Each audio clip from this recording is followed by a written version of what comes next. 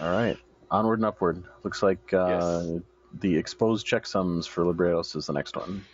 Yep. Uh, yep. Okay. So this one is really about how to get end-to-end data integrity stuff um, for Rados. So in general, regardless of what interface you're using, sort of the ideal situation would be all the way at the client side when the data is generated, you have the data buffer and you calculate a checksum at that time and you give it to whatever layer, the file system, the block layer, librados, something, and that follows the data all the way across the wire, all the way to the other end, and ends up on disk and is verified at various points. And so you know that at no point in that sort of transition was data ever corrupted or were bits ever flipped. The problem with that is always just that the interfaces are insufficient. So when you're a process writing to a file, like there's no way to like say this is the buffer I'm writing, and also here's the checksum.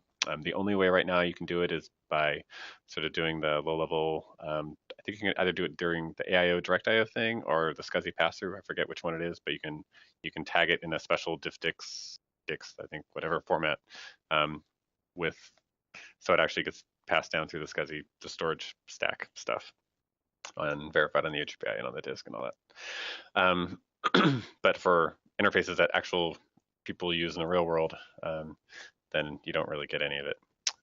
And so that's sort of always the thing that I point the finger at and saying like, I would love to do this, but we don't have the interfaces we need. And so um, the chicken and egg situation. But it occurred to me that there's no reason why we can't do it for librados. And we have plenty of users for librados today, like Librados Gateway and librd and so forth. And so we might as well fill out the rest of the stack to do this in the expectation that eventually it'll get bumped up that one extra layer, and we'll still get the benefit of making sure that we're protecting against bit flips at other points. So that's basically what this blueprint is about. I can't remember how much detail did it go in here. So the basic idea is that we would just extend librados.h and .hpp, the C and C++ interfaces, to have versions of write and read that pass and receive the checksum metadata along with the data buffer, and then tunnel that information across to the OSD and sort of do whatever we can with that data as it makes it through to the other side. And since we control that full path, then we shouldn't have any excuses really.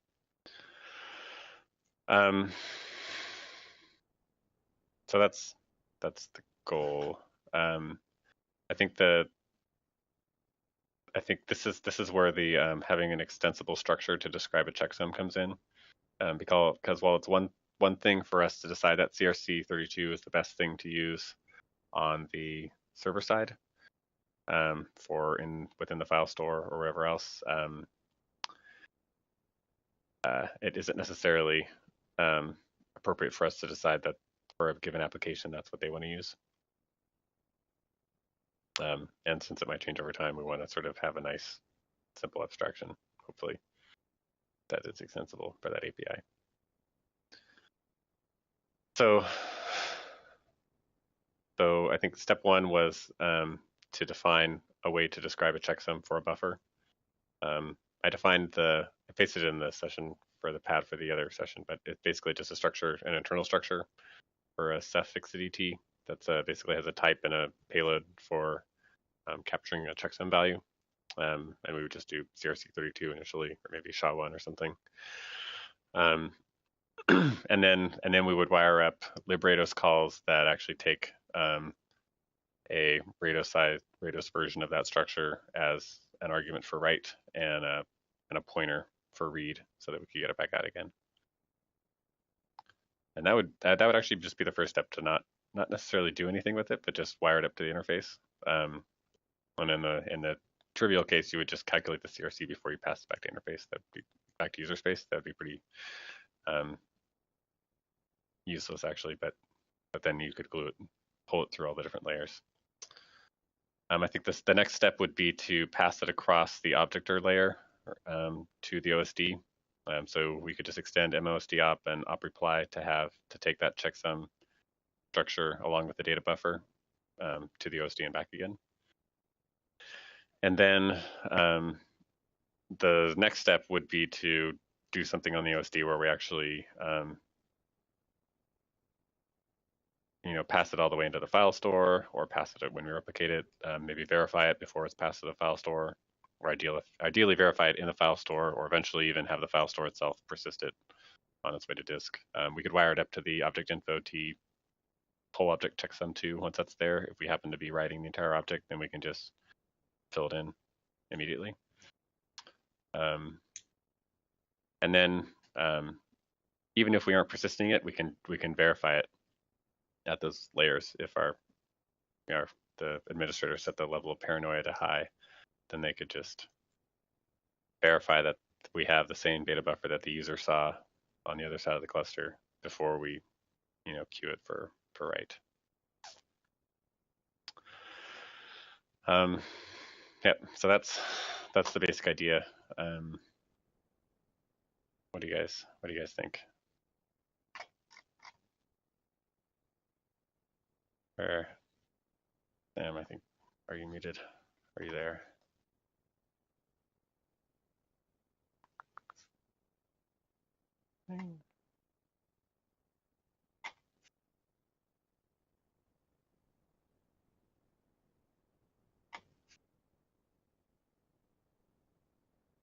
I was muted, but I'm actually here. Just wasn't paying attention. Okay. Okay.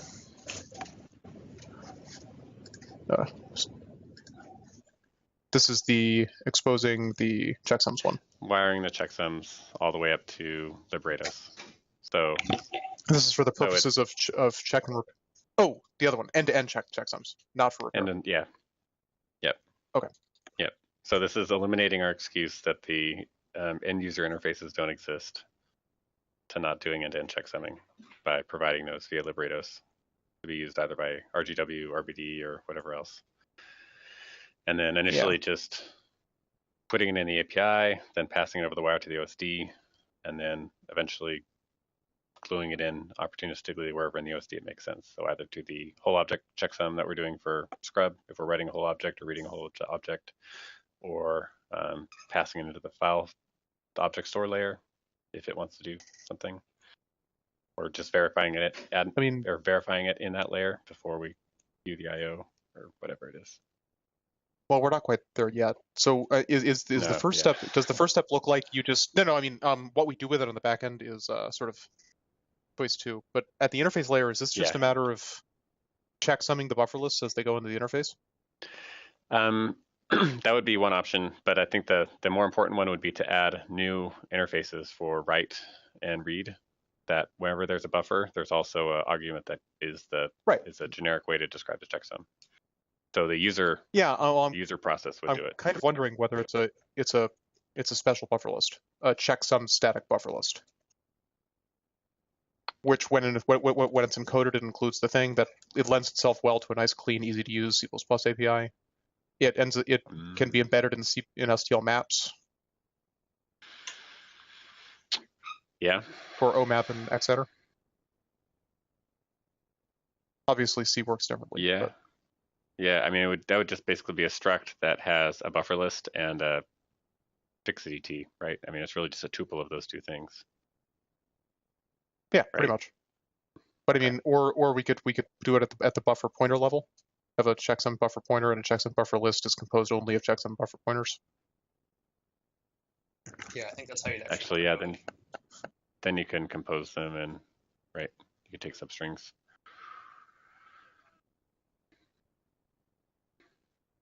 But I mean, so the high level thing though is we just need to make sure that whatever goes into the Rados interface has a checksum that goes with it across the wire to the OSD. Right. That's it. Right. That's interface wise what has to happen. Right. Yeah.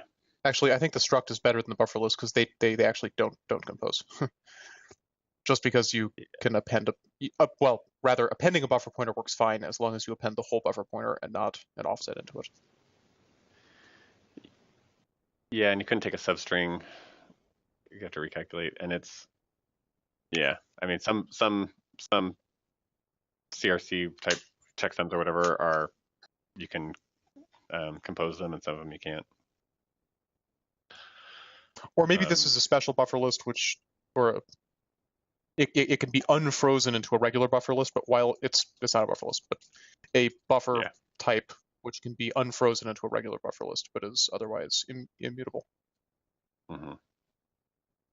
Yeah, that makes sense. That's what we want. Yes, maybe this API doesn't use buffer list in librados at all. It doesn't. You just pass it in regular old.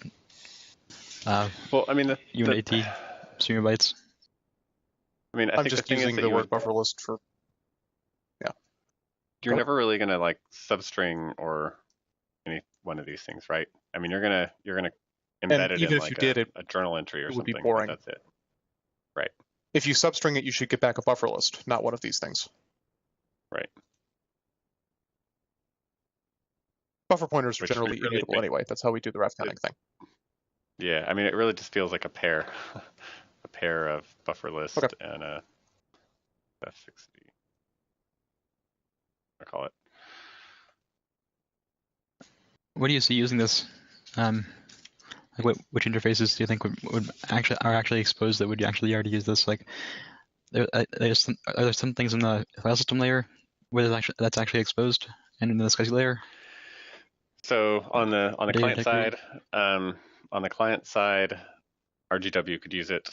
RBD could use it if we. I don't know how the diffdix stuff is wired up actually in SCSI, but we could conceivably connect it to that. So if a direct IO, I don't know, Mike, if you are still there and know anything about this, but I think if you had like a direct IO thing come down that's tagged with the checksum information, we could actually annotate that and pass it. It's just basically attached on a bio. So there's like that extra data on the bio that has that diffdix information. And the SCSI layer, when that comes down to the SCSI layer, we'll do checksum on it if it's the kind that requires us to do a checksum at that layer. There's also like, you can do it at like the block layer, you can do it at the HBA layer. So it just depends on what the settings are. But the bio, it'll have like an extra buffer for you to do whatever you want to. Is that what you mean? Yeah. Okay. So so basically, kernel RBD could take that from the bio, attach this to the Rados op that then goes over the wire. Yeah. Well, I mean, more than that, RBD is going to work in 4K blocks basically all the time, right? Because that's what the file systems on top are using. No. Yep. Requests might be merged into other things that the scheduler will do to them to make them different than 4K. Okay, so it'll make them bigger, but doesn't make them smaller? No, not usually. No. Yeah, so we could actually maintain full integrity data for RBD via the client layers. So Mike, if you have a big IO, a big BIO, does that diffdix structure is it just a vector of all the checksums for each block? It gets bigger? We do the diffdix is on each 512 bytes. And so if you had a request that was merged, then there's like there's a vector. And then like, when you get to the request layer, there's I think might be a shadow scatter gather list with that information in it. Yeah, I'm not sure because like different drivers needed different things, so I think it depends on your implementation. Okay. I mean, it depends on what the low-level driver and the hardware needed, but I believe once you get to the request level, like how kernel RBD is implemented. Oh yeah, but do you guys call that? Do you guys create scatter gather lists based on the request, or do you just guys take the request and then walk the bio and send that data right now? I think we walk the bio. Yeah, I think we walk the bio. Okay, yeah, then you could just walk the bios and then I'm not exactly sure when bios are merged what happens, but yeah. Okay. Well, I guess to answer the original question, I guess probably whatever this 60 structure looks like, we should probably look at what diffdix looks like so there actually could be translated and mapped onto it. Yeah, that's what I was thinking. So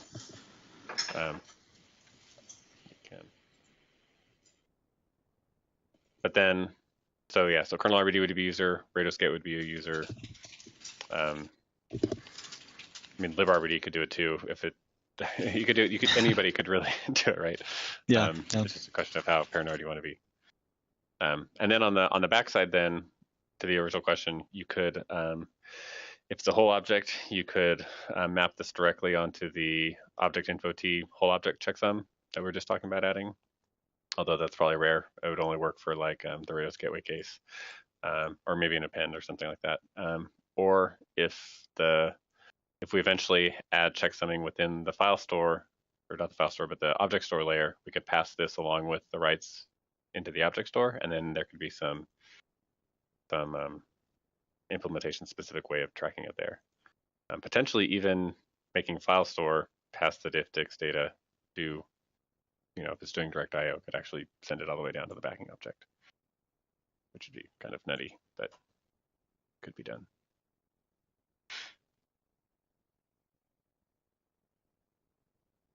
So, any other thoughts before we move on? Sam, Greg, Josh? I think it all makes sense. Short and sweet. Okay. Right on. All right. Okay.